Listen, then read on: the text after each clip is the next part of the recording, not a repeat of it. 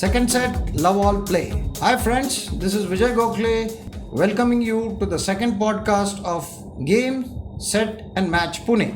Firstly, a big thanks to you for encouraging me and don't forget to press the like icon if you've liked the show. It gives you the go for the next episode. So let's start. Today we have on our show a personality who has represented India at the early age of 14. He's a member of Indian Davis Cup team, Asia Cup team and a Arjuna awardee. One and only Pune's pride, Mr Sandeep Kirtane. Welcome Sandeep to the show, and I'm dead sure there are many ears who want to hear your story. Thanks Vijay.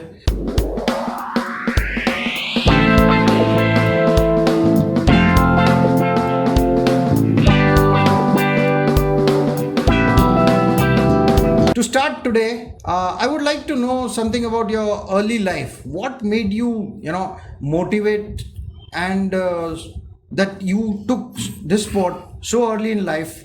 And tell us something about your first coach. So basically my introduction to sport started at a very young age at home. My father being a cricket player, having represented Maharashtra in the Ranji Trophy Championships.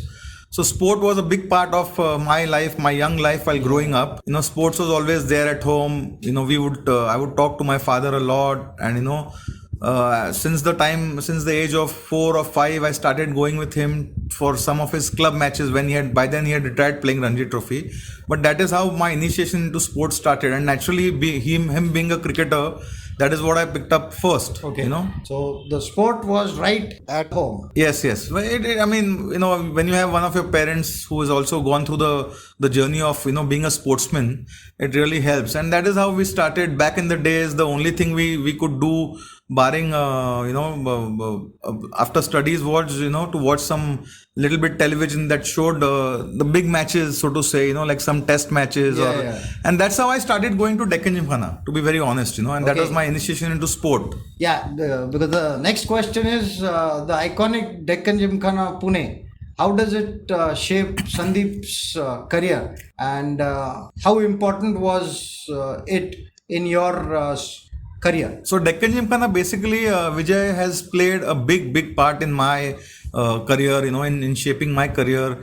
Actually, I it will not be wrong to say that I started off as a wannabe cricket player, Okay. And then that's how the journey started, going every evening to the Gymkhana. My father enrolled me in a coaching scheme at the Gymkhana, like most kids my age, like most kids would do, because obviously it was not possible for my father to teach me at home. At home, it was just a ball hanging from the bedroom, from the fan, and doing those shadows. But eventually, I think he wanted me to be put in some kind of a structured environment, with some kind of a system. Also I had to be a part of a group of other young kids, so to develop the temperament and all the other things. Okay. And that's what really got me going, and that's how my journey with sport, to start with from cricket, but at the Deccan Gymkhana started. All right. So it is cricket to tennis. So tell me how challenging it is to take tennis as a career, today, as compared to what you did, in 80s or so. Way back, it was a little difficult proposition, I would say, to be honest. Yes, I think what actually happened, if you compare the eras now, taking tennis as a career in today's world becomes a little more tougher, because I think there is a whole lot of information available naturally on the net through different things. Parents get into YouTube very early. I think what has to happen is tennis should not be a career to start with. It should become a career naturally. Okay. I think that's very important. In my case, my father, though he played Ranji Trophy back in the days, playing Ranji Trophy was a big deal, but he never put it on me that, you also have to do the same thing, make, achieve a lot of things in my chosen sport. It happened naturally. I think it is about enjoying the process, enjoying the sport, learning the sport in the right way, and then things start falling into place. So I think decisions were made naturally for me. So that's the way to natural way to go about it, rather than going the top down. Correct. I think that's important. The children should be able to enjoy what they're doing, rather than look at what lies ahead if you make it, because that the difference between enjoying the process and comparing with a established athlete is very difficult, So then there are so many challenges, in a sport like tennis today. Yeah. There are so many challenges. So I think it's just a matter of going step by step. That's the important part. Okay. So next, please tell me, how does a 14-year boy who's representing the country feel?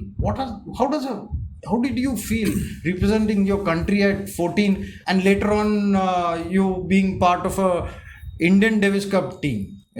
Any tennis player dreams of this kind of achievement. Take us through your thoughts. So I think when I first represented India at the age of 14, it was for a tournament in Hong Kong. Okay, the tournament was called Rice Bowl, and me and Leander Paes were part of the Indian team. Basically, it was the number one and number two players of your age group. Okay. So I had played in 1987. I had played the national championship finals under 14. I had lost to Leander in Lucknow on a grass court. That was my first experience of playing on a grass court. Right. And then because me and Leander were doing well, the All India Tennis Association decided to send a team for this important tournament called the Rice Bowl, which was held in Hong Kong that year. So that was my first actual opportunity to represent India, so to say. And then after that, it was all from there, taking it from there. The experience when you get to travel to a new country, it was a new experience for all of us. Yeah. And then from there, I think everything happened step by step. I graduated to the under 18 level. After that, after 2 years,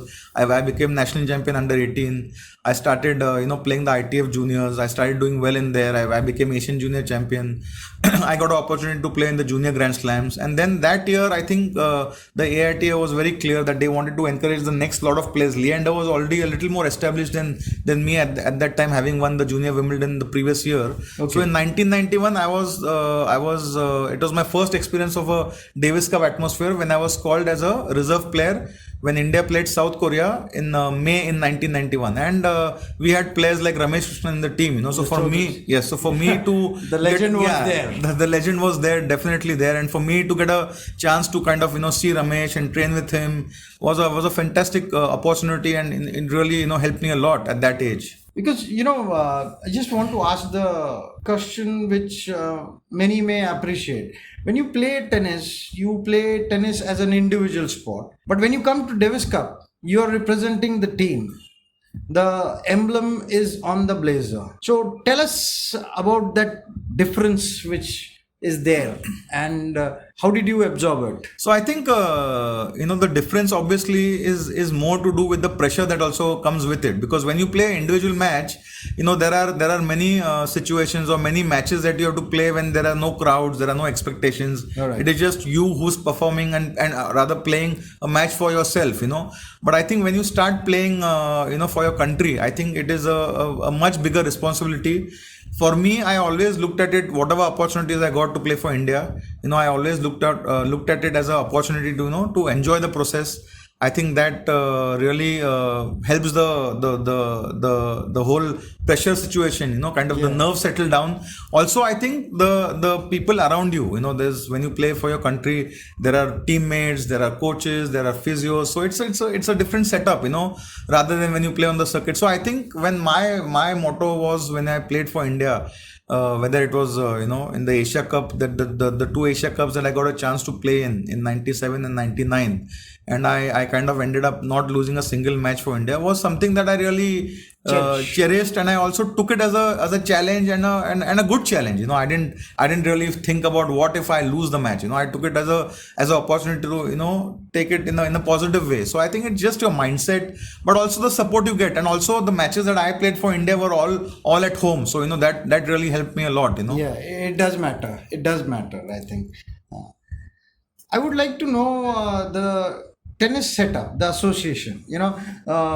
The role played by the MSLTA in grooming young talent, and what needs to be done more so that we get star players who are performers at national or international level. So I think like most associations in the country, I think MSLTA by far over the years has been doing a very good job in not just grooming talent, but also I think providing opportunities for a lot of players. I think MSLTA has been always filled with people who are very passionate about tennis, and their main goal has always been to encourage tennis, to always help the players get to a better level, whether it is conducting international tournaments or making better infrastructure. So I think there is no end to it. Obviously, they can get better in a lot of areas, but I think so far, in my association with them, they have done whatever they could do, and they have always supported players. So I think in that aspect, I think MSLTA must be given credit regarding helping players, conducting tournaments, and promoting the sport in our state. Yeah, because unless you have a positive attitude right there, things won't happen. You do require the required administrative support, and I think the MSLT is doing a good job. Yes, they have been really supporting players for a long time. A typical question in most of your interviews you would have taken on. You've been a professional singles player, and now lately you've taken up coaching. So tell us, how did this transpire, and which is a more difficult job than I think Vijay, my journey into coaching, was very easy. I must say that, because I started off as a coach when I was pretty young. But what I did was, I did not stop playing tournaments. So I kind of just was helping the younger players. Those players were some of them were 10, 12, 14, 15 years junior to me. I also did a lot of traveling with the players. In fact, in 2006, when I was working with Purav Raja, who's been an accomplished ATP doubles player, I worked with him for 4 years on an individual basis. And Purav actually won the national championship in singles in 2006. And Purav and me actually won the national doubles championships also in 2006, which is rare that a coach and a student kind of play. But obviously, that being said, my journey has been very, fulfilling, very, it's been with the same commitment that I had as a player. But I think my personal opinion is it's more difficult being a coach than being a player, because I think it's impossible and very difficult to watch a match, because when you're playing, it's, you have so much control over things. When you're watching, all you can do is pray. So I kind of just learn to relax and, just enjoy the process. But yeah, it's more difficult being a coach for me personally than being a player. That's why they say teaching is a very difficult profession. Yeah. All right, you've won a number of awards, and the list is there.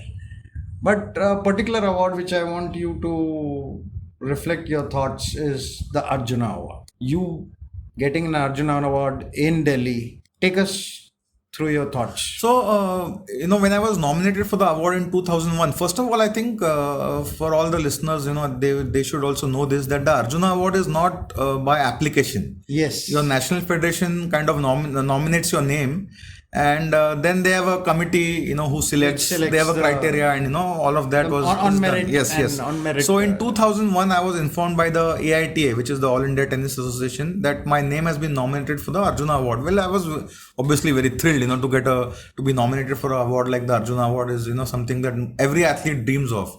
And later, after about, I think, 15-20 days, I came to know that I was actually selected for the award. And I was also very happy to know that the person who selected me, who was the chairman for the Arjuna Award committees, that day was the legendary Prakash Padukone, Okay. So it was a big thing for me that, for someone like Mr. Padukone to recognize my achievements. And I think one of the major reasons for me getting that award was my record I had in 97 and 99, which is when I represented India at the Asia Cup and not having lost a single match. So obviously those were big moments, for me. Obviously, coming back to the award, Vijay, to get the Arjuna Award is a feeling that, you can't really describe in words. Yes, it's a real honor. It's an honor, just being at the Rashtrapati Bhavan in Delhi. My late father was, there to watch me get the award along with my sister. Yes. My mother could not travel, so it was a big moment for him as well. And then once you're there in the moment, it's just there are goosebumps all around, and I got it from also my other, like I was very happy to have Mr. Padukone being there as the chairman of the selection committee. Okay. And then for me to get the award from I think one of the greatest presidents we've ever had, Mr. Dr. APJ Abdul Kalam, was again just a moment that I will never forget. I have the picture in my house, so I think it's my most memorable moment till date. The entire The atmosphere at the Rashtrapati Bhavan. It's just different. So I think that's my greatest achievement till date. And I will always cherish it for the rest of my life. Tell me, in the present lot of international players, who are the people or the players you look forward to following? I think first I think Vijay, tennis in Pune also is doing well. I think we have I'll come to the Pune. yeah, part. okay, all right. First, let me tell On the Indian scene, I think we have someone like Ramkumar Ramanathan. We have Yuki, who's kind of been unlucky with his injuries, but I think he's a great talent. He's proved himself time and again. There's Sumit Nagal, who's very young. He's also had some injury issues. We have Prajnesh. So I think the base of these 4-5 players is very strong. Then we've got some doubles players. Doubles has been a forte since Leander Mahesh's time. So I don't think we look at doubles players. We want good singles players who can enter the top 100. So I think these are the 4-5 guys who are there. And I just hope that they can really solidify their position in the top 100 and then move ahead. And your thoughts on Nadal 21 Australian Open? Oh, I think it's fantastic. I think Rafa Nadal has proved, what a great champion he is, what a great fighter he is, and what a great human being he is, because I think Nadal is such a simple human being, and I think that's what the youngsters today need to learn. They need to be humble, they need to be grounded. Every win is a learning, like every loss is a learning, and obviously the goal has to be to get better and better. So I think Nadal winning the 21st slam was just a achievement that nobody will forget for a long time. Yes, that was memorable. Sandeep, just tell me, you've been in the coaching schemes, and you spent most of your life playing tennis in Pune or in Maharashtra. The setup which is there. I think, can you tell me where we need to chip in, and we would be able to produce some real generation of tennis players who would be stars in coming years? Or what is it that we need to improve, specifically, which will boost these kids to be there? I think it's a good question, Vijay, because I think this is a question that has been asked so many times to so many people, and for me the answer lies in a very very simple way. The first thing we need to understand is we need to get our fitness levels in order. I think the skill is not an issue. Indian players or Asian players, in Pune players also, we have so many good players in Pune. The skill level has always been there. What has to come along with the skill is the fitness level, and by fitness levels I don't mean to say when you're 17-18 you work on your fitness. It starts from the age of 10. So I think we need to get our fitness culture changed. The way we look at fitness. It should not be something that is done after tennis. It should be done something along with your chosen sport, and in this case for all of us it's tennis. So I think the fitness has to be given as much importance as the sport. And I think that is something that is really, because we don't want our kids who are talented to get injured every now and then. That's something we want our kids to stay away from. So they need a good solid base in terms of their fitness. Otherwise, I think the talent is there. I can list a name of 10-15 players, but I think we all know that the talent has always been there. And I think we just need to give importance to the fitness part.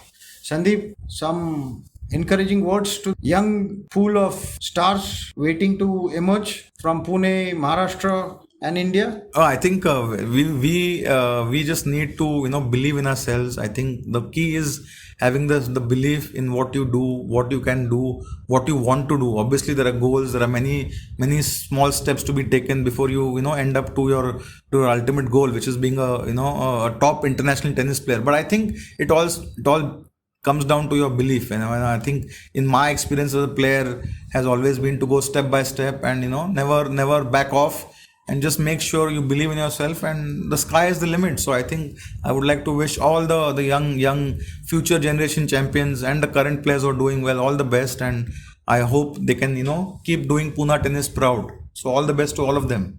Okay, Sandeep, many thanks for being on our podcast, sparing your time from the busy schedule of coaching and other commitments which you have. It has been a real privilege to speak to you on the show, So thank you very much.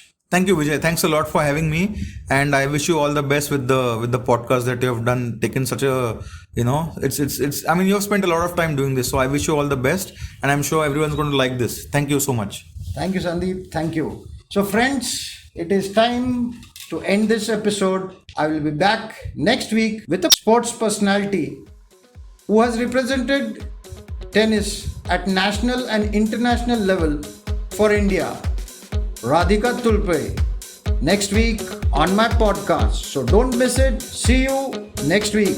Take care. Stay safe.